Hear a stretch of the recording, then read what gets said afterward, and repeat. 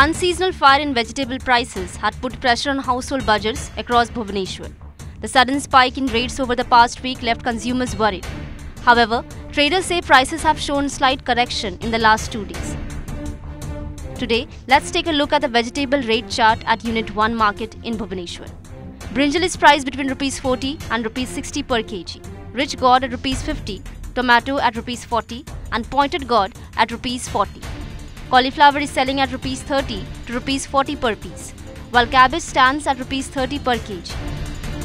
Similarly, country beans cost Rs 50, French beans Rs 70, capsicum Rs 60 and pumpkin Rs 12 to Rs 15 per kg.